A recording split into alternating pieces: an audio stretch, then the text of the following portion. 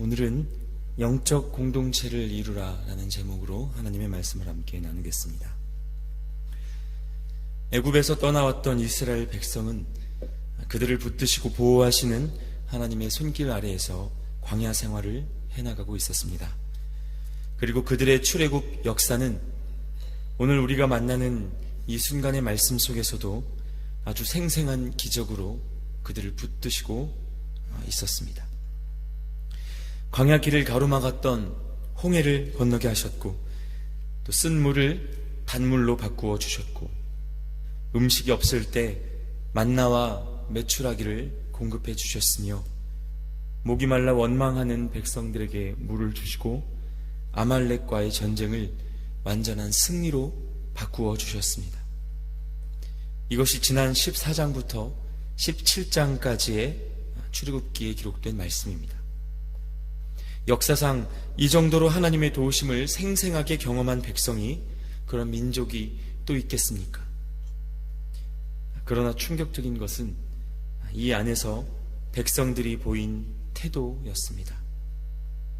하나님이 하신 일들을 요약하자면 믿기 어려울 정도의 기적이 반복되었다라고 말할 수 있음에도 불구하고 백성들은 그저 원망과 의심으로 하나님 앞에 반응하고 했습니다.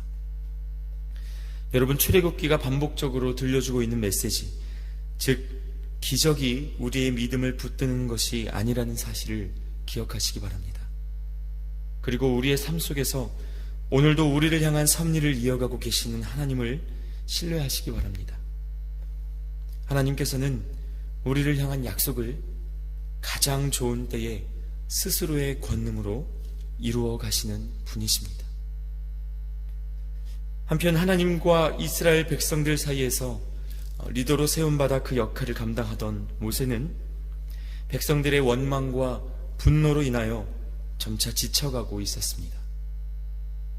하나님이 직접적으로 보여주시는 권능에도 불구하고 원망하기를 그치지 않았던 이스라엘 군중들의 소리는 부르심을 입고 순종한 믿음의 사람까지도 흔들 만큼 시험이 되었을 것입니다. 그리고 오늘 우리에게 허락된 말씀은 바로 이러한 때에 모세에게 주어졌던 작은 쉼을 보여주고 있습니다.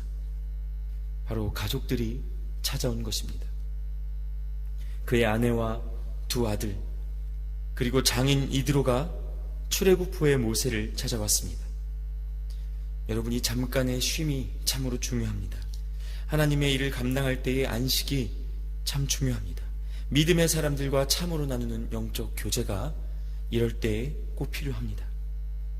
하나님의 부르심을 온전하게 감당하기 위해서는 바깥으로 에너지를 쏟아내는 열정도 중요하지만 하나님이 허락하신 시간 속에서 차분하게 내적 정비를 도모하는 것도 그에 못지않게 중요하기 때문입니다. 오늘의 말씀은 그렇게 가족들과 다시 만난 모세의 모습을 통해 우리가 누려야 하는 안식과 또 영적 교제의 의미를 일깨우고 또 올바른 하나님의 공동체가 어떻게 하나님의 일을 이루어 가는지 보여주고 있습니다. 원망으로 마음이 가득했던 이스라엘의 수많은 백성들, 그리고 한 마음으로 여기 하나님의 일을 이루어가는 모세와 그 가족들, 크고 작은 이 두 공동체의 모습이 오늘 말씀 속에 참 대조적으로 비춰지고 있습니다. 이제 오늘 말씀에 비추어 하나님의 공동체가 가진 특징을 세 가지로 살펴보도록 하겠습니다. 첫째로, 사랑하는 사람들과의 연합 그리고 교제, 이것이 영적 공동체에서 나타나는 첫 번째 모습입니다.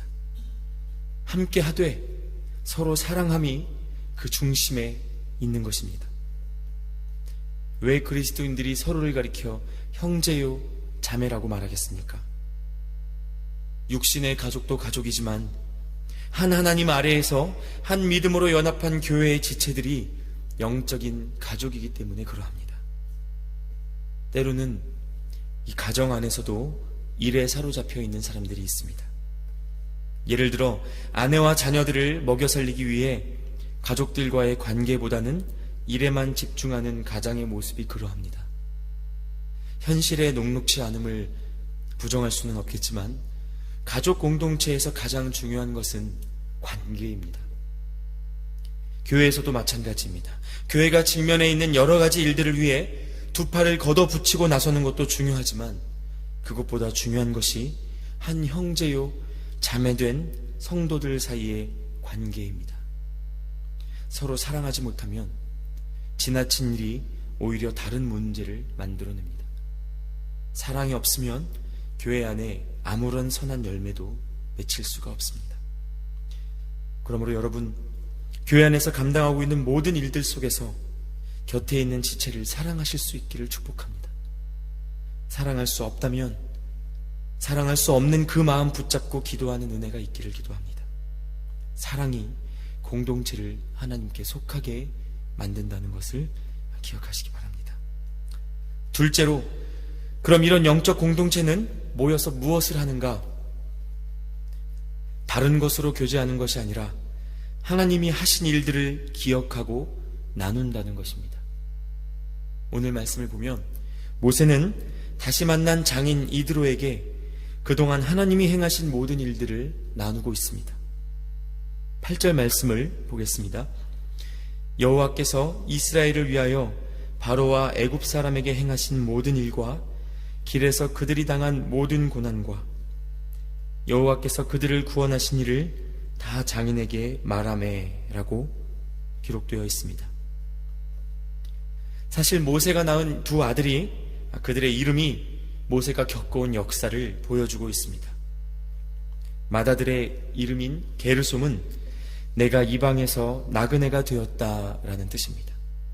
둘째 엘리에셀의 이름이 가진 뜻은 내 아버지의 하나님이 나를 도우사 바로의 칼에서 구원하셨다라는 의미를 갖고 있습니다. 처음 모세는 애굽에서 도망쳐 나와 나그네이자 도망자로의 인생을 살았지만 이제는 하나님의 은혜와 도우심 속에서 출애굽을 이루고 새로운 인생을 살게 되지 않았습니까? 지금까지 하나님이 행하신 이 모든 일, 하나님만이 하실 수 있었던 이 놀라운 일들을 이 만남 가운데 고백하고 나누고 있는 것입니다. 이 이야기를 다 들은 이드로는 어떻게 고백합니까? 여호와를 찬송하리로다. 이제 내가 알았도다. 여호와는 모든 신보다 크심으로 이스라엘에게 교만하게 행하는 그들을 이기셨도다. 그리스도인으로서 하나님을 향한 찬양과 감사를 숨길 수가 없었던 것입니다. 여러분, 교회 안에 크고 작은 모임들이 있습니다. 그리고 교회 밖에서도 크고 작은 성도의 모임들이 있습니다. 여러분, 모이실 때 무엇을 나누십니까? 돈 많이 버는 이야기도 즐겁고 다른 사람 이야기도 흥미롭습니다. 교회의 문제를 논하는 것도 의미 있습니다. 하지만 영적 공동체의 모임이라면 이렇게 하나님이 하신 일들이 나누어져야 합니다. 각자를 구원하신 소식, 오늘 나의 삶을 인도해 주신 매일의 간증, 하나님께서 허락하신 기도의 응답, 믿음으로 인하여 날마다 변하는 다른 사람의 모습이 아니라 나의 모습, 이것이 나누어져야 합니다. 그것이 영적 공동체라는 것입니다. 모이기에 힘쓰시되 다른 헛된 이야기들로 시간을 허비하는 일이 없기를 바랍니다. 교제가 일어나는 모든 곳에서 하나님이 하신 일들에 대한 고백과 감사가 넘쳐나기를 축복합니다. 마지막으로 영적 공동체의 특징, 그 세 번째 것이 무엇인가? 바로 모이는 자리에서 새로운 예배가 시작된다는 것입니다. 오늘 모세를 통하여 하나님께서 이스라엘 백성들에게 하신 일들을 들은 이드로는 감사와 찬양으로 마음이 가득하여 번제물과 희생제물을 하나님께 가지고 나왔습니다. 그리고 아론을 비롯한 이스라엘의 모든 장로들과 함께 하나님 앞에서 떡을 떼었다고 기록되어 있습니다. 하나님께 제물을 가져오고 성도들이 함께 떡을 나누었다는 이것이 무엇을 뜻합니까? 그들의 영적 교제가, 오랜만에 만난 모세와 장인 이드로, 그 가족 간의 만남이 새로운 예배를 만들어냈다는 것입니다.